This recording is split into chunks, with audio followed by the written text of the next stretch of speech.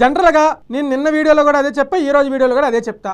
జనరల్గా వైఎస్ఆర్సీపీ పార్టీకి సంబంధించినటువంటి నాయకులు ఏ ప్రెస్ మీట్ పెట్టినా కూడా వైఎస్ఆర్సీపీ పార్టీని తొంగలోకి తొక్కడానికి మాత్రమే అదే ఒకటి దృష్టిలో పెట్టుకుని పెడుతున్నారయ్యా, ఇది చూసుకోండి అయ్యా అని చెప్పేసి నేను గత వీడియోల నుంచి అదే చెప్తున్నాను. ఈ రోజు వీడియోలో కూడా అదే చెప్తా. ఎందుకు చెప్తాను ఈ వీడియో ఒకసారి వినండి. ఇక్కడ మీకు చాలా క్లారిటీగా అర్థమవుతుంది. చేస్తాం, రావణ్కి మాకేం సంబంధం లేదు. రావణ ఐడియాలజీ వేరు, మా ఐడియాలజీ వేరు. నేను ఇంకోటి కూడా చెప్తున్నా, జగన్మోహన్ రెడ్డి గారిని ఎయిర్పోర్ట్ దగ్గర రావణకు సంబంధించినటువంటి ఒక టీం లో పనిచేస్తున్నటువంటి ఒక లేడీ వెళ్ళి జగన్మోహన్ రెడ్డి గారిని అడిగింది. ఆమె ఇప్పుడు గమనం అనుకుంటా అడిగింది, అయ్యా మమ్మల్ని చంద్రబాబు నాయుడు గారి ప్రభుత్వం దారుణంగా కేసులు పెడుతుంది, అన్యాయంగా పెడుతుంది, అక్రమంగా పెడుతుంది, సార్ మీ సహాయం కావాలంటే అమ్మ నేను లీగల్ ఎయిడ్ ఇస్తానని చెప్పాడు. ఎవరు దీన్ని బట్టి చూస్తే వైఎస్ఆర్సీపీ పార్టీ నాయకులకి మెదడు మోకాల్లో ఉందా లేదా కింద కామెంట్ రూపంలో తెలియజేయండి. ఎందుకు ఈ మాట అన్నానంటే, ఇంత పెద్ద మాట ఎందుకు అన్నానంటే, జనరల్గా ఆంధ్రప్రదేశ్లో హిందూ ఓట్ల శాతం ఎంత, క్రిస్టియన్ ఓట్ల శాతం ఎంత, ముస్లింల ఓట్ల శాతం ఎంత, అన్ని ఓవరాల్గా చూసుకుంటే హిందూ ఓట్ల సంఖ్య ఎక్కువ ఉంటుంది కదా. అయితే వైఎస్ఆర్సీపీ పార్టీ సపోర్ట్ చేస్తున్నటువంటి రావణుడు హిందువులను వ్యతిరేకించాడు, హిందూ దేవీ దేవతలను వ్యతిరేకించాడు, విగ్రహాధారను వ్యతిరేకించాడు. జనరల్గా చెప్పాలంటే రాముడి మీద అసభ్యకరంగా మాట్లాడాడు. అబ్బా అమ్మ సీతమ్మ తల్లి మీద కూడా అసభ్యకరంగా మాట్లాడాడు. ఈ విషయం అందరికీ తెలుసు కాబట్టే ఎవరైతే ఈ రావణ్ అనే పర్సన్ ఉన్నాడో వీడును హిందువులందరికీ వ్యతిరేకంగా అయిపోయాడు. అలాంటప్పుడు నువ్వు వైఎస్ఆర్సీపీ పార్టీ తరఫున వైఎస్ఆర్సీపీ పార్టీ ఈ రావణ్ అనే వ్యక్తిని సపోర్ట్ చేస్తే, ఆలోచించండి, మీరు ఆలోచించండి, సపోర్ట్ చేస్తే హిందువులు వైఎస్ఆర్సీపీ పార్టీకి ఎందుకు ఓట్లు వేస్తారు? లాజిక్కే కదా.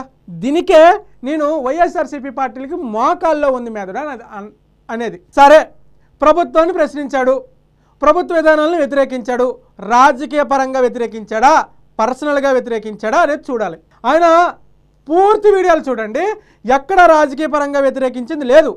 ఎప్పుడు పర్సనల్ టార్గెట్ వ్యక్తిగతంగా మాట్లాడడం మీద రాజకీయ పరంగా ఎక్కడ ఆయన వ్యతిరేకించలేదు.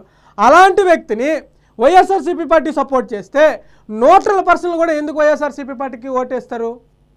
ఆలోచించండి, లాజిక్కే కదా. ఇలాంటి నాయకులు ఉన్నంత వరకు వైఎస్ఆర్సీపీ పార్టీ మరో 100 సంవత్సరాలు ఇంకా అధికారంలోకి రాదు, ఇది గ్యారంటీ. అయితే ఇక్కడ జగన్మోహన్ రెడ్డి గారికి రావాల్సిన క్లారిటీ ఏంటంటే, ఫస్ట్ ఆఫ్ ఆల్ మన కింద ఉన్నటువంటి నాయకులు, అంటే మన పార్టీలో ఉన్నటువంటి నాయకులు ఎవరెవరు ప్రెస్ మీట్లు పెడుతున్నారు, ఏమేం చేస్తున్నారు, ఎలా మాట్లాడుతున్నారు, ఫస్ట్ క్లారిటీ ఉండాలి. రెండో క్లారిటీ ఏంటి, అసలు ఆంధ్రప్రదేశ్లో ఎంత ఓటు శాతం మనకు ఉందనేది ఒక క్లారిటీ జగన్మోహన్ రెడ్డికి అయితే ఉంది. ఈ క్లారిటీ ఉంది, కానీ అందులో మనకి హిందువులు ఎంతమంది ఓట్లు వేస్తున్నారు, క్రిస్టియన్స్ ఎంతమంది ఓట్లు వేస్తున్నారు, ముస్లిమ్స్ ఎంతమంది ఓట్లు వేస్తున్నారు. నేను ఇక్కడ కుల రాజకీయాలు చెప్పట్లేదబ్బా ఫస్ట్ ఆఫ్ ఆల్, ఎందుకంటే ఆంధ్రప్రదేశ్లో అదే నడుస్తుంది ఇప్పుడు. మీరు నువ్వు కుల రాజకీయాలు చేస్తున్నావు, ఇప్పుడు మత రాజకీయాలు చేసేస్తున్నావు, నేను దానికోసం మాట్లాడట్లేదు. లాజిక్ ఆలోచించండి అని చెప్తున్నా. ఒక మనిషిగా లాజిక్ ఆలోచించండి, ఎందుకంటే ఆంధ్రప్రదేశ్లో ఈరోజు ఆ పరిస్థితి ఉంది కాబట్టి. ఓకే, జగన్మోహన్ రెడ్డికి ఒక క్లారిటీ కావాల్సింది ఏంటి, నాకు హిందూ ఓటు శాతం ఎంత ఉంది ఓటు బ్యాంక్ అనేది ఒక క్లారిటీ రావాలా. ఆ క్లారిటీ లేకుండా ఇష్టానుసారం ఇష్టం వచ్చినట్టు ప్రెస్ మీట్లు పెట్టి ఇష్టానుసారం మాట్లాడితే అయిపోయా.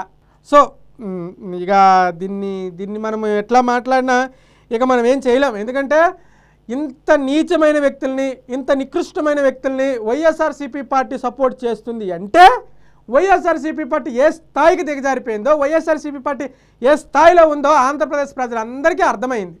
ఇక మరో 50 సంవత్సరాల మరో 100 సంవత్సరాల అధికారంలోకి రావడం కష్టమేని అంటున్నారు. దీనిపై మీ అభిప్రాయం కింద కామెంట్ రూపంలో తెలియజేయండి. Thank you.